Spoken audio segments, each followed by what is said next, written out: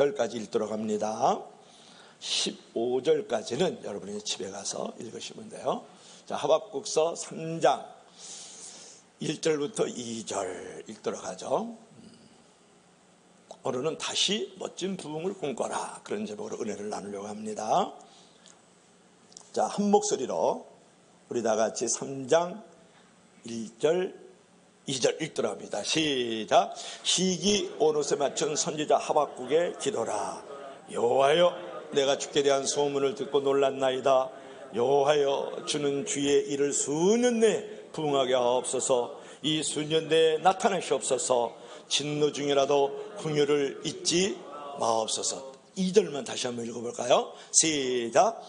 여호와여, 내가 주께 대한 소문을 듣고 놀랐나이다. 여호와여, 주는 주의 일을 이 수년 내에 부응하게 하옵소서. 이 수년 내에 나타내시옵소서. 진노 중이라도 긍휼을 잊지 마옵소서. 아멘. 주 하나님, 세상에 분주하게 살다가 요란한 소리만 듣다가 오늘 아버지 하나님 앞에 나와 주의 말씀 듣고 기뻐하고 즐거워하며 뛰기도 하고 감사하는 귀한 시간이 되기를 원합니다. 성령께서 들을 수 있는 귀를 열어주시고 말씀이 선포될 때에 입술과 혀를 주량하여 주시기를 원합니다. 예수님 이름으로 기도하옵나이다. 아멘. 그림 한번 볼래요? 손가락으로 마귀의 모습을 잘 표현을 했죠. 마귀 팔복이 있습니다. 다 같이 한번 읽어볼까요? 시작. 예배에 빠지는 자, 흉만 보는 자, 뒷담하는 자, 뒷짐지는 자, 인색한 자, 빠지는 자, 미워하는 자, 경건의 시간이 없는 자, 마귀 팔복이죠. 여러분, 예수님이 말씀하신 산상팔복의 반대 개념으로 누군가가 마귀의 팔복을 이렇게 패러디해서 정의를 했어요. 피곤하고 바쁘다고 예배에 빠지는 자는 복이 있나니 그들이 나의 충실한 일꾼이 될 것이요. 목사의 흉만 보는 자는 복이 있나니 그들의 은혜가 막힐 것이요. 교회에 나오라고 사정해야 나오는 자는 복이 있나니 그들이 교회의 말썽꾼이 될 것이며, 뒷담화하기를 좋아하는 자는 복이 있나니 그들이 다툼과 분쟁을 일으켜 나를 기쁘게 할 것이니라. 마귀의 팔복의 정의는 계속해서 이렇게 정의됩니다. 쉽게 빠지는 자는 복이 있나니 쉽게 교회를 떠날 것이며, 헌금에 인색한 자는 복이 있나니 그들이 나를 돕는 자가 될 것이며, 형제와 이웃을 미워하는 자는 복이 있나니 그들은 내 친구가 될 것이요. 성경을 읽고 기도할 시간이 없는 자는 복이 있나니 그들이 내 말에 미혹될 것이는지라. 여러분, 요새 마귀의 팔복을 따르는 크리스찬들이 많이 있다는데 문제가 있고 그 일로 말미암아서 교회의 은혜와 부흥이 없어진다는데 문제가 있다는 거죠. 자, 예수님의 팔복을 구하고 우리가 수년 내에 부흥의 은혜를 입으려면 어떻게 해야 될까? 다시 멋진 부흥을 꿈꾸기 위해서는 어떻게 해야 될 것인가 하는 것을 오늘 생각해 보려고 하죠. 자, 첫 번째로 우리가 멋진 부흥을 꿈꾸기 위해서는 다 같이 시작. 부흥을 위해서 기도하라. 누군가 두 손을 성경측에다가 올려놓고 간절히 기도하고 있는 모습을 우리가 볼 수가 있죠. 여러분, 지금 하박국 선지자를 몇 주에 걸쳐서 생각해 보았는데요. 하박국은 지금부터 2600년 전에 유대가 멸망할 즈음에 활동했던 선지자예요. 그렇죠. 그러니까 하박국은 원래 기쁨의 선지자라는 별명이 있었지만은 처음에는 의문의 선지자로서 하박국 1장부터 계속해서 의문을 던지고 하나님을 고발하고 하나님께 원통함을 풀었거든요. 그래서 하나님, 왜 악인이 흥하고 의인은 멸망시킵니까? 하나님, 왜 우리 민족을 이렇게 벌레와 같이 취급하시나이까? 그렇게 질문한 후에 이제 성루에 서가지고 하나님의 응답을 기다렸잖아요. 그때 하나님께서 그 질문에 응답하시는데, 첫째, 약속의 말씀을 기억하라. 두 번째로, 때를 기다리라. 세 번째로, 믿음을 살라. 지난주에 은혜를 나누었죠. 그렇게 말씀을 하셨어요. 그리고 나서 2장 5절부터 마지막 절까지 그 악인의 멸망에 대해서 언급한 다음에 마지막 기절에서 오직 여호와는 그 성전에 계시니 온 땅은 그 앞에서 잠잠할지니라. 뭐라고요? 온 땅은 여호와의 성전 앞에서 잠잠할지니라. 그렇게 말씀을 했거든요. 그 말씀을 듣고 3장 드디어 1절에서 질문하는 하박국이 이제는 기도하는 하박국으로 바뀌어졌다, 그런 말이에요. 그처럼 여러분, 질문하는 사람이 기도하는 사람으로 바뀌어질 때에 나도 변화가 되고, 내가 속한 교회 공동체도 변화가 되고, 내가 사는 가정과 삶의 환경도 바뀌어진다는 거예요. 하나님 어떻게 해서 이렇게 하시죠? 왜 그러시죠?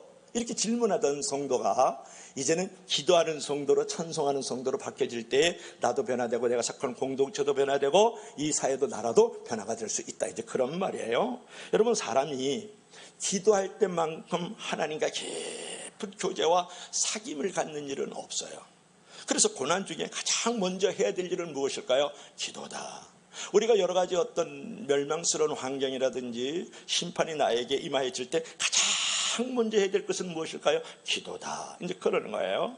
하박국이 드디어 하나님의 음성이 들려오니까 감동 가운데 기도를 하잖아요. 그것이 바로 1절, 2절이죠. 우리 다 같이 1절 시작. 시기 오롯에 맞춘 선지자의 하박국의 기도라. 자, 어떻게 기도했을까요? 2절 다 같이 시작. 여호와여, 내가 주께 대한 소문을 듣고 놀랐나이다. 여호와여, 주는 주의 일을 이 수년 내에 부응하게 하옵소서. 이 수년 내에 나타내시옵소서. 진노 중이라도 궁유를 잊지 마옵소서. 이렇게 1절 2절에 걸쳐서 드디어 하나님의 음성을 듣고 하박국이 이제 기도하는 장면이에요. 여러분이 잘 아는 기절이죠. 주의 일을 수년 내에 부응하게 하옵소서. 한국 교회에 가장 많이 현수막에 걸리는 것이 뭐냐 그러면 주의 일을 수년 내에 부응하게 하옵소서라는 기절이에요. 그러니까 한국 교회에 걸려지는 현수막 가운데 5대 성경 구절이 있는 거 아세요? 첫째, 여호와는 나의 목자시니 내게 부족함이 없으리로다. 시편 23편 1절의 말씀이죠. 그리고 두 번째로 구약에서 수년 내에 부응하게 하옵소서, 이렇게 현수막을 내리거든요. 그 다음에 셋째, 마태복음 11장 28절 알겠어요? 수고하고 무거운 짐진 자들아 다 내게로 오라, 내가 너희를 편히 지게 하리라. 그게 제 세 번째죠. 그 다음에 사도행전 16장 33절, 주 예수를 믿으라, 그러면 너와 내 집이 구원을 얻으리라. 이제 그 말씀이에요. 그리고 나서 또 한 기절이 있다 그러면 요한복음 14장 6절, 나는 길이요 진리요 생명이니 나로 말미암지 않고는 아버지께로 올 자가 없느니라. 그럼 5대 기절 중에 하나가 바로 오늘 이 기절이다, 그런 부분이죠. 근데 여기서 보세요. 주는 이제 놀랐나이다. 여호와여, 내가 주께 대한 소문을 듣고 놀랐나이다 그랬을 때 이 놀랐다라는 말이 무슨 말이냐면 당황했다, 그 다음에 두려워했다, 경외했다, 그런 말인데, 즉 하박국 선지자는 하나님께서 친히 개입하셔가지고 바벨론을 통해 가지고 유다의 불순종의 죄악을 징계하시고 나서 이제 하나님의 백성을 또 괴롭혔던 이 교만한 바벨론을 심판하실 것이라는 이 사실을 깨닫고 하나님에 대해서 놀랐고 하나님에 대한 경외심을 가졌다, 그런 말을 하고 있다는 거죠. 그 다음에 주의 일을 수년 내에 부응하게 하옵소서. 이 기절 여러분 많이 들었죠. 여기서 수년 내라는 말은 몇 년 몇 개월 만에 그런 말이 아니고 가까운 시일 안에 부흥을 주옵소서, 이런 말이거든요. 특별히 여기서 부흥을 주옵소서라는 말이 매우 소중한 부분이 있어요. 이 부흥케 하다라는 말은 뭐냐면 하야라는 이제 히브리어 말을 하는데 어떤 의미가 있을까요? 우리 한번 읽어볼까요? 부흥, 다 같이 시작. 리놀, 그 다음에 리바이벌, 다 같이 시작. 살리다, 다시 살리다, 다시 새롭게 하다, 다시 회복되다, 마음과 영이 살아나다. 그러니까 영어로 하면 좋아요. 리뉴얼, 다시 새롭게 하다는 게 부흥이에요. 그 다음에 리바이벌, 다시 살린다는 게 부흥이에요. 리커버리, 이런 말이고 다시 회복되다는 게 부흥이에요. 마음과 영이 살아나는 것을 뭐라고 한다고요? 부흥이다, 그런 말을 해요. 또 부흥이라는 말은 어떤 말이에요? 성을 중수하다, 그리고 무너진 것을 수축하다, 이렇게 세우다라는 말도 부흥이라는 단어를 쓴다고요. 근데 여러분과 성경이 말하는 부흥이 많이 다르다는 사실 아세요? 여러분의 부흥은 그런 거죠. 그 교회에 되게 부흥했죠. 사람이 많이 모였다, 그거야. 그 교회에 되게 부흥했거든. 돈이 많이 거친다, 그 말이야. 돈이 많다. 그 교회에 되게 부흥했죠. 빌딩이 엄청 올라갔거든. 여러분, 성경에서 말하는 부흥은 그런 부흥을 말하는 게 아니고 다시 살아나고 다시 새롭게 되고 다시 무너진 것이 수축되는 것에서 부흥이라는 단어를 쓴다는 것을 기억할 필요가 있겠죠. 그래서 혹자는 말하기를 부흥 안에는 흥함도 있고 새함도 있다. 이렇게 말을 해요. 그러니까 오늘날 한국교회가 부흥을 왜곡하고 있는데, 그것은 뭐냐, 부흥했다라는 것은 곧 성장주의를 말해요. 부흥했다는 것은 번영주의를 말하고 있다고요. 그것은 진정한 부흥이 아니죠. 여러분, 복음서에 보면 예수님을 이제 사람들이 기적을 베풀어 달라고 요구할 때도 예수님은 기적이 아닌 십자가를 나타내 주셨다고요. 오늘 하박국은 기적을 기도하지 않았어요. 기적을 바라지도 않았습니다. 그는 기도를 하되 기적을 위해서 기도하지 않고 부흥을 위해서 기도했다는 게 중요해요. 다시 살아나게 하소서, 다시 새롭게 하소서, 다시 회복되게 하소서, 다시 무너진 내 마음의 성전을 수축시켜 주옵소서라고 기도했다라는 사실을 결코 잊어서는 안 되겠죠. 또는 질병 또는 마음의 여러 가지 번민, 고민 등이 회복되고 건강을 찾는 것도 또 하나의 부흥이다, 그렇게 우리가 말할 수 있는 거예요. 여러분, 이스라엘이 하나님의 징계를 피할 수 없음을 깨닫고 이 선지자 하박국이 심판 중이라도 하나님 자비를 베풀어 주셔요. 다시 이스라엘을 회복시킬 것을 간절히 호소하는 기도가 바로 오늘 하박국서 3장 2절의 말씀인 거예요. 하나님이여 수년 내에 붕을 주시고 하나님께서 저들을 긍휼을 베풀어 주옵소서, 이렇게 기도를 하고 있잖아요. 비록 자기 나라를 사랑했지만 자기 민족에 대한 하나님의 심판을 원망하지 않고 믿음으로 겸손히 받아들이면서 동시에 자기 민족을 반드시 회복시켜 줄 것을 간구하는 하박국의 이런 기도는 모든 우리 크리스찬들이, 우리 성도와 교회가 본받아야 될 기도가 아닐까, 그런 부분에 특별히 하나님이여 진노를 거두소서 그럴 때 진노라는 단어가 나와요. 2절에 보면 진노라는 단어가 나오는데, 이 2절에 보면 진노 중이라도 긍휼을 잊지 마옵소서 그럴 때 이 진노라는 이 단어가 어떤 단어냐 하는 부분이 매우 중요하죠. 하나님께서 지금 너무 분노하셔가지고 전율을 하고 있는 상태거든요. 그런데 오늘 하박국 선지자가 지금 하는 말을 해서 주께서 우리에게 긍휼을 베풀어서 그렇게 기도하지 않아요? 그러니까 우리들도 이 하박국 선지자처럼 기도할 수 있는 존재가 돼야 되지 않을까. 하나님, 이 역곡동 부천 땅에 죽어가는 영혼이 없는 그날까지 하나님이여 우리를 사용하여 주옵소서, 이렇게 기도할 수는 없을까요? 하나님, 설교와 구절을 앞장세우고 비전을 가지고 나가는 저희 교회를 수년 내에, 즉 가까운 시일 내에 우리 가운데 부흥을 허락하여 주옵소서, 이렇게 기도할 수는 여러분 없을까요? 여러분, 다음 세대를 키워가면서 이 지역을 잘 섬겨서 축복의 통로, 은혜의 통로로서 구원의 통로로 하나님 사용하여 주옵소서, 이렇게 기도할 수는 없을까요? 언제까지 살아가는 여러분, 나의 장래와 가족과 가정의 번영을 위해서만 기도하면서 교회의 부흥을 위해서는 기도하지 않을까요? 그런 거예요. 그런데 이제 우리가 기도를 할 때는 간절히 기도해야 되거든요. 이 하박국 선지처럼 간절히 기도를 해야 되는데, 어떤 사람은 아이스크림 먹으면서 10분 기도할 때가 있어요. 우리가 선교 나가잖아요. 그러면 아시아라든지 아프리카 가면 무지 땡볕이에요. 그죠? 한 40도 50도 이렇게 될 때가 있거든요. 그런데 이제 사역을 딱 마치고 나면 아이스크림 하나씩을 준단 말이에요. 그럼 뺑 돌려 앉아가지고 감사함으로 이 시원함을 주시고 해가람을 주신 아이스크림 주신 하나님께 감사 기도를 해요. 꼭 기도 안 하는 사람이 대표 기도시면 대표 기도가 길어요. 그게 참 그게 공식이거든요. 1 더하기 1은 2보다 더 분명하다고요. 기도 길면 반드시 그 사람은 기도 안 하는 사람이라고 보면 좋아요. 그 대표 기도 시켰다. 그러니까 단기서 이때 열받아가지고 얼마나 그냥 뜨거워요. 흥분한 거지. 성령 충만한 게 아니지. 막 가지고 기도는 10분 기도했다. 그러니까 다들 눈을 떠서 아이스크림 먹으니까 아이스크림은 간 것도 없고 주님만 다 있네.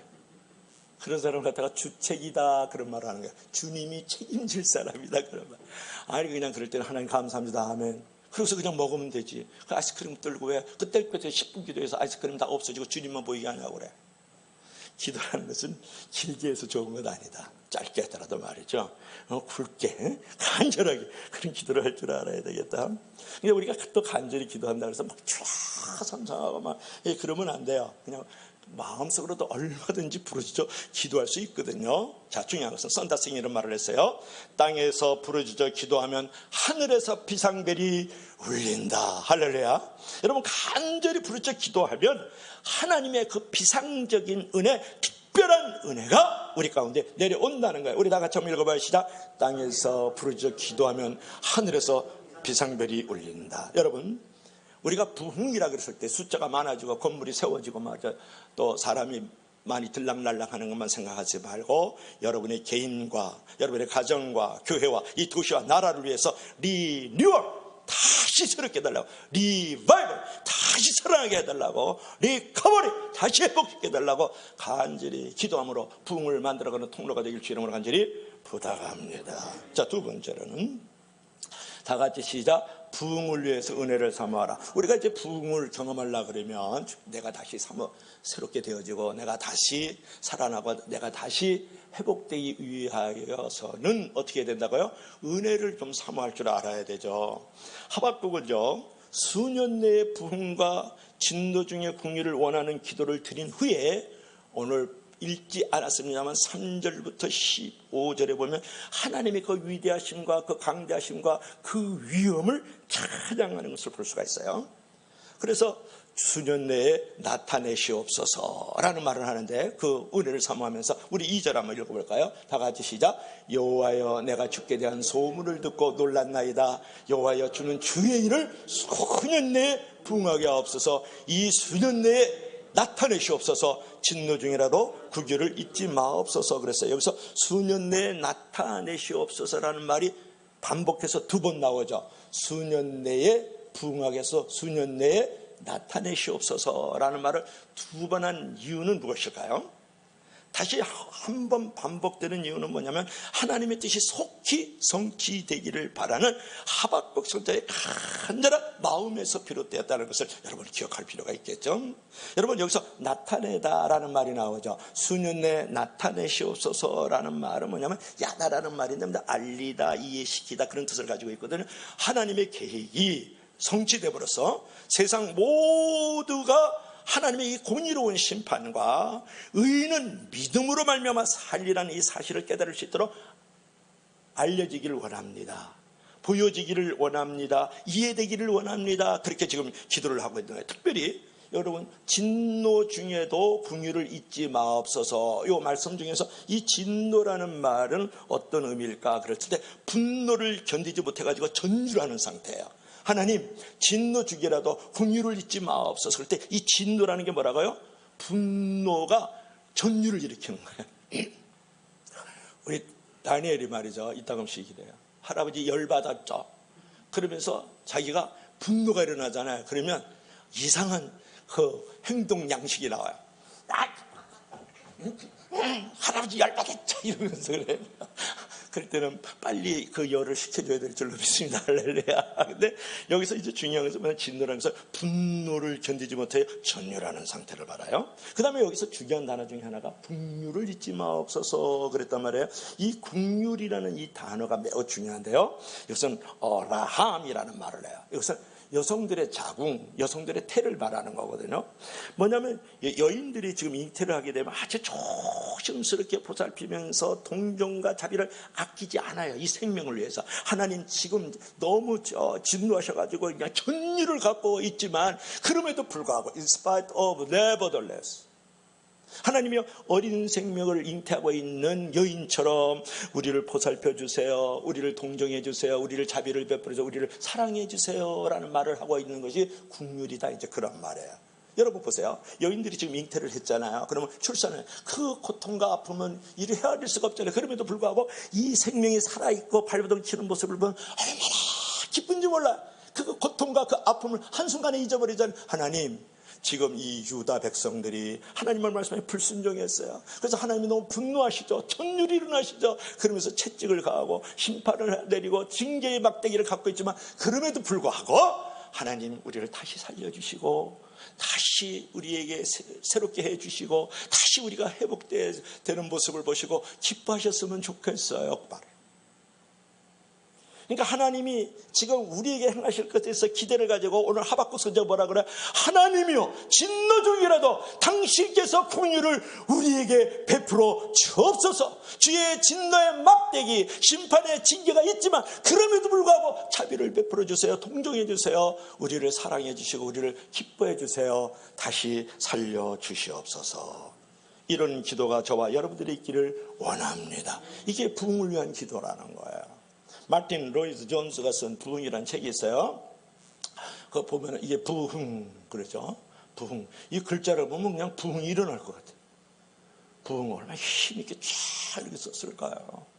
다 같이 시작. 은혜는 예배를 사모하며 드리는 자에게 임한다. 마이틀 로이드 존서가 쓴 부흥이라는 책을 보면은 그 이삭의 부흥에 대한 것을 묘사한 것이 있어요. 그러니까 아브라함의 아들이 누구예요? 이삭이잖아요. 그러니까 이삭이 행했던 일들 가운데 하나는 우물 사건이에요. 우물 사건. 그러니까 이삭 생각하면 우물을 생각해야 돼요. 그러니까 우물을 자꾸 빼앗을 때마다, 우물을 메울 때마다 그것을 우물을 양보를 하고 우물을 팠던 사람이 누구냐면 이삭이거든요. 이삭은 블레셋 사람들이 파묻어버린 아버지의 우물을 다시 파는 데서부터 그의 인생이 출발을 해요. 우물 속에는 이제 뭐가 있습니까? 물이 있지 않습니까? 하지만 블레셋 사람들이 메워버린 그 쓰레기 때문에 더 이상 물이 나오지 않아요. 이때 이삭은 지혜롭게도 다른 곳을 찾아가지고 우물을 파는 것이 아니라 아버지 시대에, 아브라함 시대에 파놨던 그 우물을 다시 팠다는 거예요. Again, revival, 이렇게 리 뜻이거든요. 다시 팠다라는 거예요. 그래서 거기서 물이 이렇게 쏟아져 나오기도 했거든요. 자, 우리 부흥도 그래야 된다는 거예요. 무엇을 의미하는 겁니까? 여러분, 기독교의 역사상의 모든 부흥의 비결은 동일했다라는 거예요. 아버지가 우물을 팠던 것처럼 나는 아버지가 팠던 그 우물을 다시 파는 것과 같다. 그런 말이에요. 하나님의 말씀이 다시 살아났을 때, 하나님께 대한 기도가 다시 일어날 때, 그리고 하나님 앞에서 철저히 자복하고 통회하면서 회개할 때 부흥이 찾아왔다는 거예요. 그러니까 우리 조상들이 가졌던 그 신앙의 정신, 믿음의 선진들이 가졌던 그들의 신앙의 태도는 뭐였냐 그러면 말씀으로 다시 돌아갔었고, 하나님께 대해서 다시 기도로 돌아갔었고, 그리고 하나님 앞에 철저히 모든 죄악에 대해서 철저히 다시 회개했을 때 다시 부흥의 불길이 일어났다라는 거예요.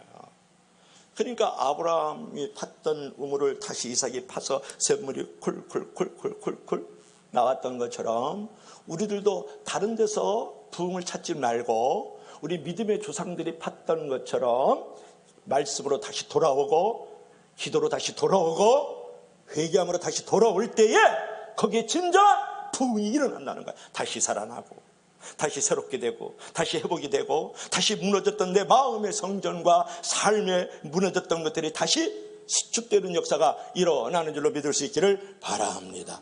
그것이 마이클 로이드 존스가 쓴 부흥이라는 책 안에 나오는 스토리예요.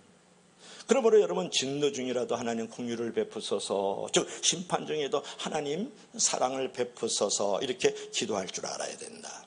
그러니까 하나님의 위엄과 권능과 위대함을 찬양하면서 하나님의 은혜를 구할 때 부흥이 일어나고, 하나님 앞에 긍휼을 구할 때 부흥이 일어나고, 하나님의 진노를 거두시고 부흥을 주소서 할 때에 부흥이 일어날 수 있는 거죠. 여러분, 부흥을 갖다가 큰 것으로 자꾸 생각하면 안 돼요. 내 마음 안에 무너진 것이 다시 회복되게 하소서, 세워지게 하소서. 하나님, 내가 죽었던 나의 심령이 다시 살아나게 해주세요. 하나님, 우리 가정이 지금 무너지고 있는데 다시 새롭게 해주세요. 이게 부흥이라고. 주일학교 선생님이 학생들에게 누가복음 16장에 부자와 나사로의 사건에 대해서 얘기를 합니다. 부자는 말이야, 살아있는 동안에 호강스럽게 살다가 죽어서 지옥에 떨어졌다. 호의호식하면서 상다리가 부르짖도록 부어라 마셔라 추워라, 그러다가 결국은 지옥에 떨어졌다. 근데 나사로는 불쌍한 이 거지는 말이지, 부자상에서 떨어지는 부스러기 먹고 말이지, 그리고 헌데를 지나가던 개새끼들이 막 핥아 먹고 말이지 그랬다. 그런데 죽어가지고 천국에 올라갔다. 이걸 이제 주일학교 선생님이 우리 친구들에게 얘기를 해줬단 말이에요. 이 얘기를 다 해준 다음에 적용 나눔이 있잖아요. 그래서 너희들은 죽어가지고 부자가 될래, 나사로가 될래? 그랬더니 한 놈이 손을 번뜩 들면서 선생님 제가 한마디 하겠습니다. 예, 선생님, 저는 살아서는 부자가 되고 죽어서는 나사로가 되고 싶습니다. 그랬다는 거예요. 그러니까 우리 성도들이 사모함이 없다는 얘기를 하는 거예요. 내가 변화되고 싶은 마음이 없다라는 거야. 늘 자기 편리를 쫓아가고, 늘 자기 유익을 쫓아가고, 늘 자기를 우상화하면서 살아가는 모습을 우리가 볼 수 있다라는 거야. 익숙한 것에 너무 우리가 갇혀 산다는 거죠. 부흥을 새롭게 사모하고, 긍휼을 새롭게 사모하고 말이죠. 또 하나님의 은혜를 새롭게 사모하는 사람들을 만나기가 어렵다, 그 말이에요. 살아서는 부자처럼 살고 싶고 죽어서는 거지 나사로처럼 천국 가고 싶은 것이 우리의 사무적인, 종교적인, 형식적인 예배의 자리가 아닐까 여러분에게 물어보고 싶은 것이죠. 여러분, 하나님의 그 위엄과 권능과 위대하심을 찬양하면서 그분의 은혜를 구할 때 개인과 가정과 교회와 사회 속에서 부흥이 임하여지는 줄을 믿을 수 있기를 바랍니다. 여러분, 하나님의 은혜를 우리가 받으려면 어떻게 해야 되느냐 하는 건데, 오늘 바벨론을 하나님이 심판하거든요. 그러니까 기름 부음 받은 주의 백성을 구원하시기 위해서 심판하는 거예요. 결국은 구원과 부흥의 역사를 이루려고 그러면 하나님의 은혜의 문이 열려져야 되는 거거든요. 하나님의 그러면 은혜를 받으려면 어떻게 해야 될까요? 그래서 은혜 받는 삶의 핵심 기초는 주일 성수에 달려 있어요, 여러분. 율법적인 주일 성수를 말하는 게 아니에요.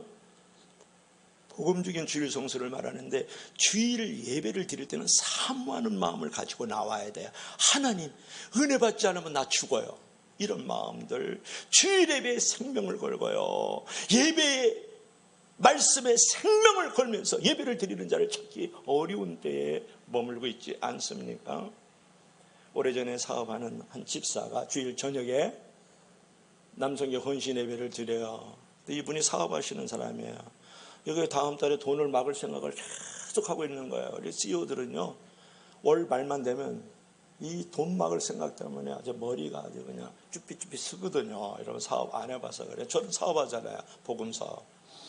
그런데 이제 이 사람이 그냥 돈을 막을 생각하니까 그냥 그 돈으로 가득 차 있잖아요. 그러다가 이제 사회를 보다가 무심결에, 여러분 다 같이 찬송 380원을 부르도록 하겠습니다, 그랬다는 거예요. 그처럼 예배 때 딴 생각하면 깊은 은혜 받을 수 없죠. 그래서 여러분들께서는 예배 시간 전에 사모함으로 나와가지고 먼저 기도로 준비한 후에 오늘도 주어질 이 말씀에 대해서 생명을 걸고 아우성을 치면서 말씀을 듣고 말씀대로 살도록 노력을 해야 되거든요. 예배 시간에 항상 늦게 들어오는 단골 지각생 청년이 있었어요. 오늘도 그 청년이 늦게 예배를 드려요. 그때 목사님이 설교를 시작할 무렵에만 꼭 들어와요. 그러고서 이제 설교가 끝나면 또 불이 나게 나가고요. 그래서 이를 참지 못한 목사님이, 형제님 왜 항상 예배 시간에 늦게 옵니까? 꼭 왜 설교 시간에 들어옵니까? 이때 이 청년이 빙그레 웃으면서 하는 말이, 사람이란 처음과 끝이 늘 같아야지요, 그랬다는 거 아니에요. 물론 이제 처음과 끝이 되시는 하나님이 계세요. 우리 알파 오메가 되시는, 처음과 끝이 되시는 하나님, 그건 하나님의 좋은 성품이거든요. 그걸 자기에게 자의적으로 해석해가지고 자기에게 이렇게 적용을 한다, 인용을 한다, 그게 이단 사입이지. 그 이단 사입이 신앙이에요. 그런 자세를 가지고 오면 은혜 받기 힘든 거예요. 여러분, 은혜는 사모할 때 주어지는 거예요. 은혜를 사모하면 기도하는 자세도 달라지고 예배드리는 태도도 달라지거든요. 어떤 사람은 예배당에 딱 앉으면 손가락질을 딱 껴요. 끼고서는 간절히, 하나님 오늘 예배드릴 수 있도록 저희 발걸음을 인도해 주시니 감사합니다. 오늘 이 말씀을 듣는 가운데 삶의 위로와 용기를 주시고 여기서 내가 모든 것을 이겨나갈 수 있는 넉넉함을 얻을 수 있는 귀한 시간 되게 하시고, 오늘 목사님 사로잡아 주세요. 그래서 예배의 거룩한 통로, 은혜의 통로, 부흥의 통로가 될 수 있도록 목사님의 입술을 주장해 주세요. 파수꾼을 세워주세요. 그 입술에 간절히 기도합니다. 그러면 전하는 자와 듣는 자가 어찌 은혜가 없겠고 마음에 부흥의 불길이 일어나지 않을까, 그런 거예요. 어떤 사람 들어오자마자 마음의 팔짱과 마음에 이제 발을 딱 끼고선 오늘 목사님이 무엇을 하는가 한번 들어보도록 하겠다. 그래서 말씀에 대해서 분석하고, 말씀에 대해서 판독하고, 말씀에 대해서 분해하고, 말씀에 대해서 막 그냥 지적하고, 그러다 가요. 그래도 목사님이 전하는 말씀 속에는 거의 여러분들이 잘 되라라는 말씀을 전부 다 하고 있는 거야. 한두 가지 혹시 걸리는 거 있어요? 그러면 99가지를 붙들고 가면서 하나님 이 말씀대로 살아서 나에게 마음에 무너진 것들이 회복되게 해주고 삶에 무너진 것들이 다시 세워줄 수 있도록 하나님 도와주세요. 그래서 한 주간 그 말씀을 묵상하고 마음판에 새기고 설교를 듣고 또 듣고 그렇게 살아가는 사람, 있으면 얼마나 좋을까. 여러분, 예배 전에 기도하면 나부터 은혜로 충만하고 간절히 서면서 예배를 할 때 깊은 은혜가 임하고 거기서 부흥이 임하여지는 것을 볼 수가 있는 것이다, 그런 말이에요. 그러므로 여러분, 부흥을 위해서 하나님의 위엄과 권능과 위대하심을 찬양하면서 은혜 받기를 사모하시기 바랍니다. 하나님이여 진노 중이라도 긍휼을 베풀어 주옵소서라고 은혜를 사모하면서 그분의 위엄과 그분의 권능과 그분의 위대하심과 강대하심을 높이면서 나아가므로 부흥을 경험할 수 있길 주 이름으로 간절히 부탁합니다.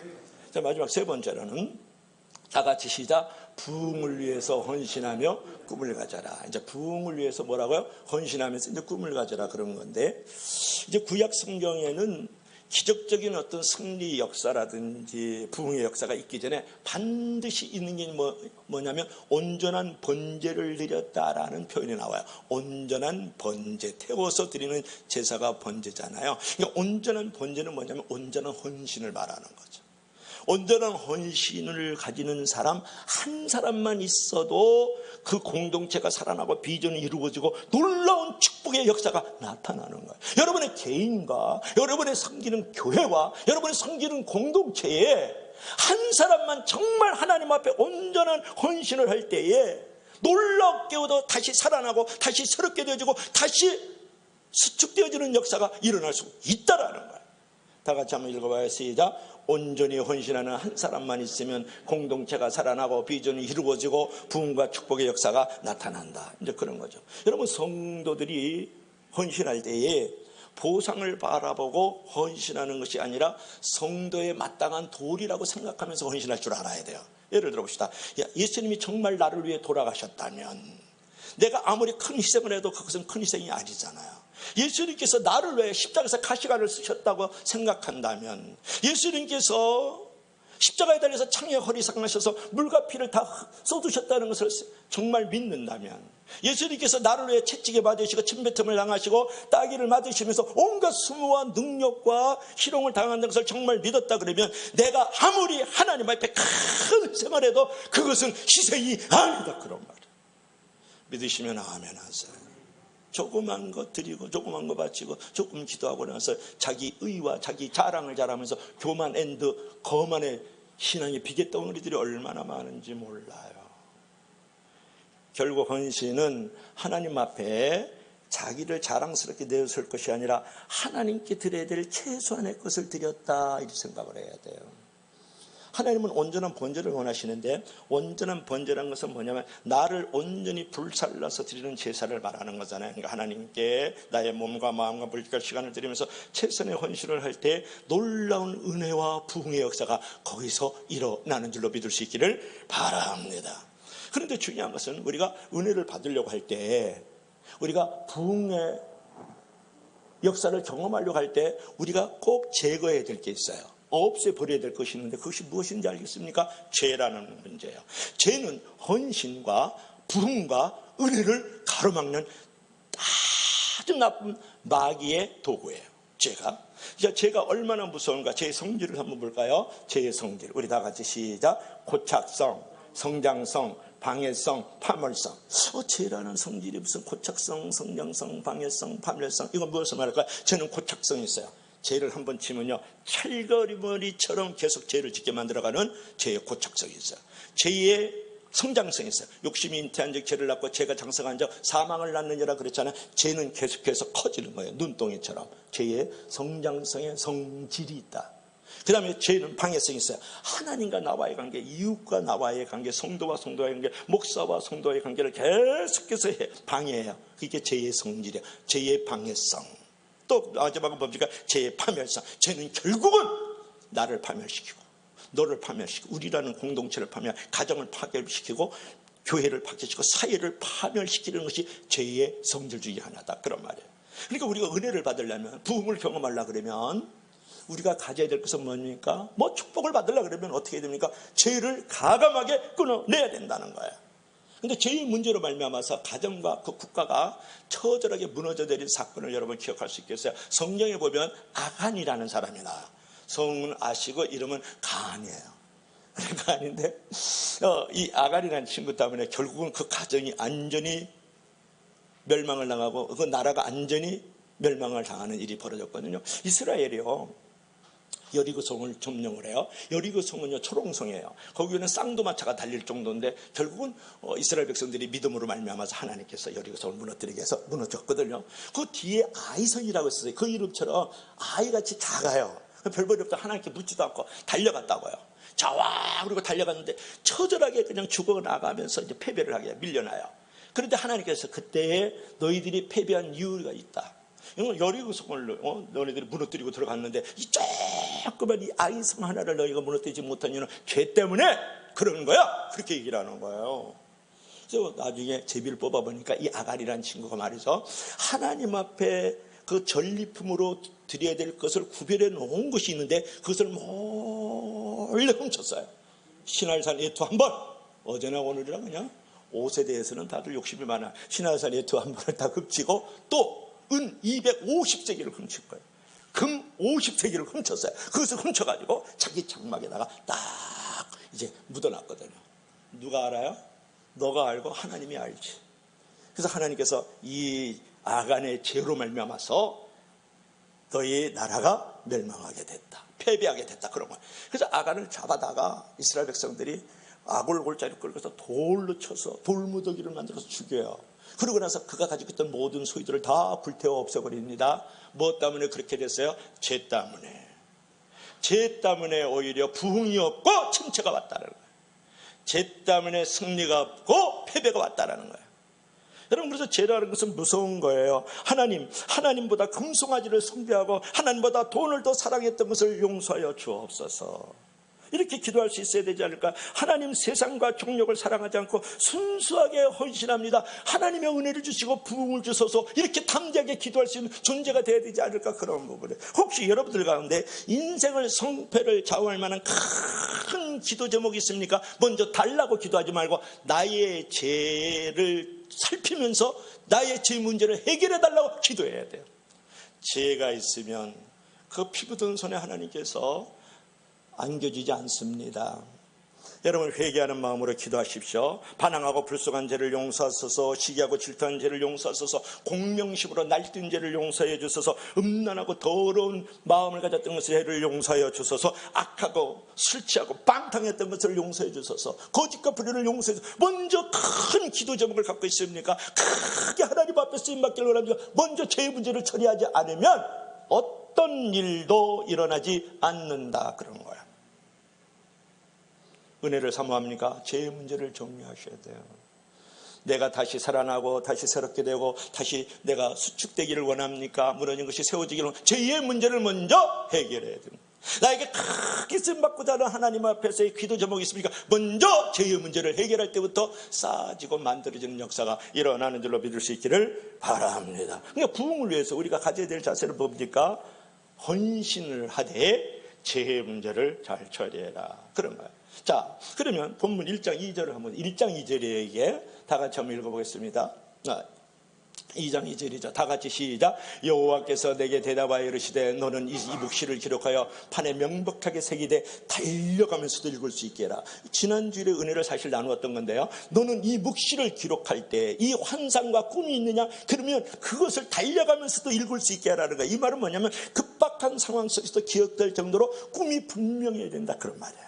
이게 그러니까 내가 헌신할 때 꿈이 분명해야 돼. 그래야 헌신이 무너지지 않는단 말이에요. 하나님 어떤 개인이라든지 공동체에 복을 주실 때 먼저 꿈을 주시고 꿈을 따라 기도하게 하시고 마침내 꿈을 이루어 주시기를 원하시는 하나님이시거든요. 그러니까 찬란하고 분명한 꿈이 없이 우연하게 위대한 일, 위대한 부흥을 경험할 수 없는 거예요. 그래서 꿈에 대한 격언이 있어요. 자, 꿈에 대한 격언 한번 읽어볼까요? 다 같이 시작. 꿈의 씨앗은 권세와 능력보다 크다. 꿈은 건물의 설계도와 같다. 꿈이 있어야 작품 인생이 된다. 할렐루야. 어느 날 이제 생지가 유술쟁이 주인에게 하소연했어요. 고양이가 무서워요, 그런 거예요, 생지가. 그러니까 그 하소연을 듣고 생지를 고양이를 만들어주잖아요. 얼마나 고양이가 다시 이제 그 고양이에 된 생지가 요술쟁이 앞에서 하소연했어요. 개가 무서워요, 그랬어요. 개가 무서워. 그래서 요술지가 생쥐를 또 개로 만들어줬다고요. 며칠 후에 이 개가 된 생쥐가 와가지고 호랑이가 무서워요 그렇게 또 하소연을 했어요. 그러니까 요술쟁이가 화가 내가지고서 그냥 너는 겉모습만 바뀌었지 하는 짓은 늘 그 생각 그 행동이구나 이 생쥐야. 안 되겠다 다시 생쥐로 돌아가라 짠 그래가지고 생쥐로 만들어졌다라는 거예요.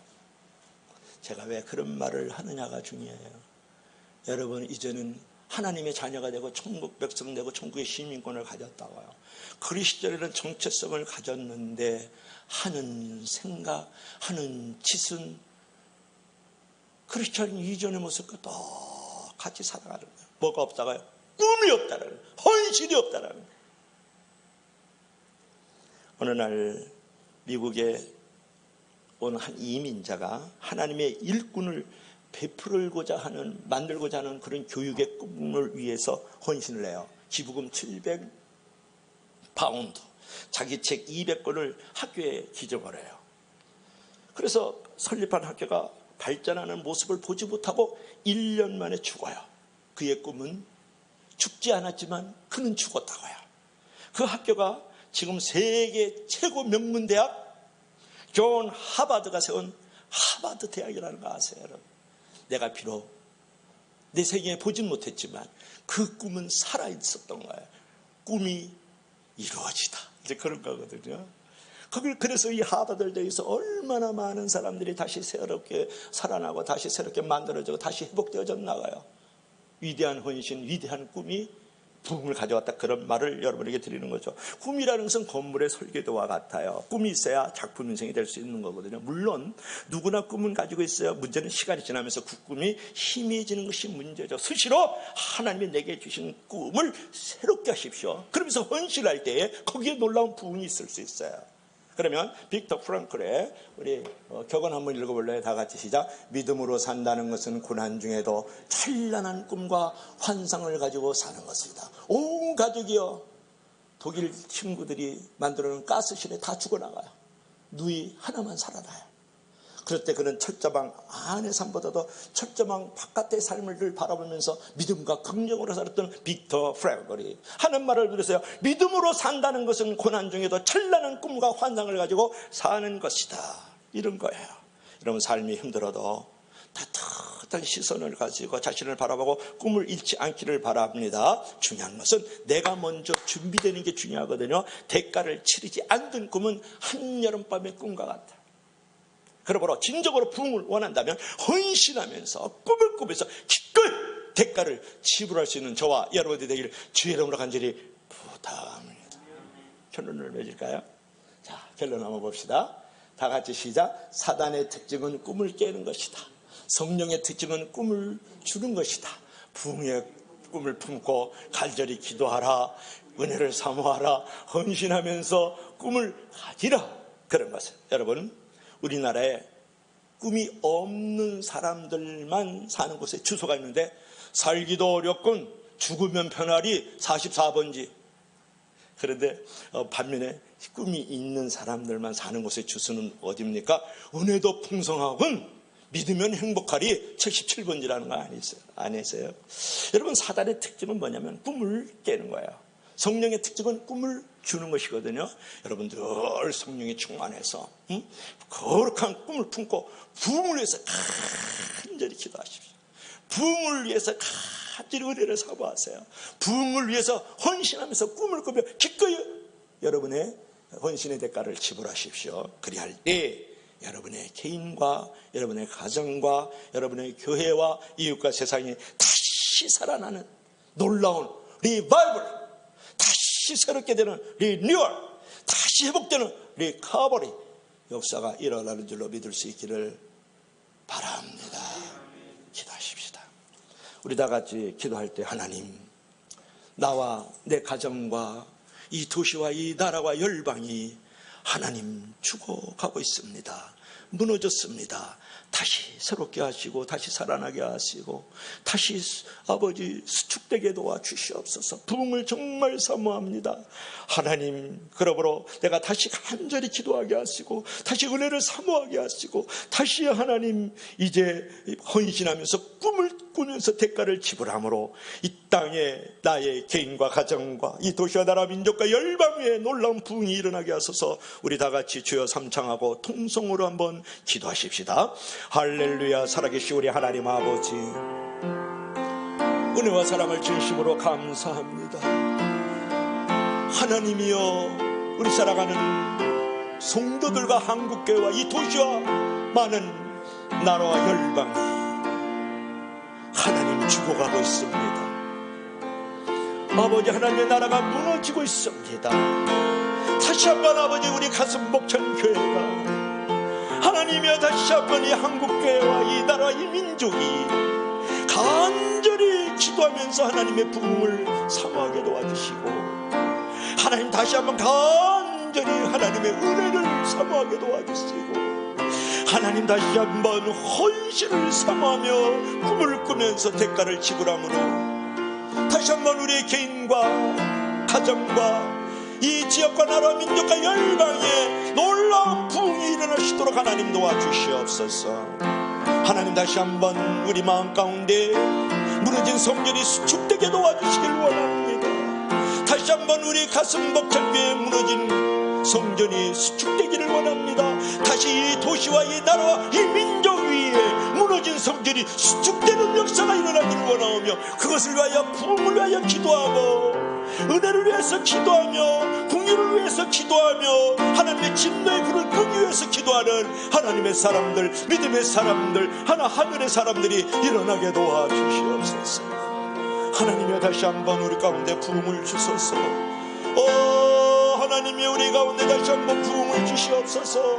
하나님이여, 진노 중이라도 우리를 긍휼히 여겨주셔서 부흥을 허락하여 주시옵기를 간절히 빌고 아버지 원합니다. 살아계신 우리 하나님 아버지, 감사와 찬송과 영광을 올려드립니다. 예수님 이름으로 기도합나이다. 아멘. 주 하나님 아버지, 오늘 우리 교회가, 한국교회가 이 도시와 나라 열방이 무너지고 있습니다. 하나님의 나라가 무너지고 있고 많은 영혼들이, 저들의 가정과 직장과 이 도시와 나라가 아버지 하나님 죽어가고 있습니다.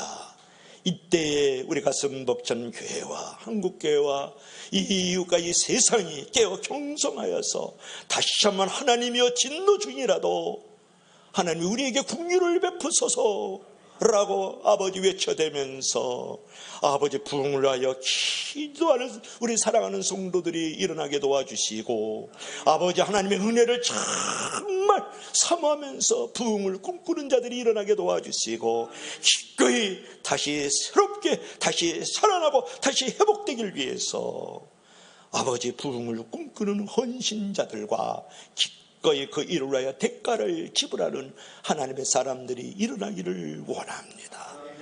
하나님이여, 이제 진노의 막대기를 거두시고 다시 한번 아버지의 자비와 긍휼을 우리 가운데 허락하여 주시옵소서. 부흥을 허락하여 주시옵소서. 예수님 이름으로 간절히 기도하옵나이다. 아멘. 이제 우리 다 같이 일어나셔서 찬송 부흥 찬양하도록 하겠습니다.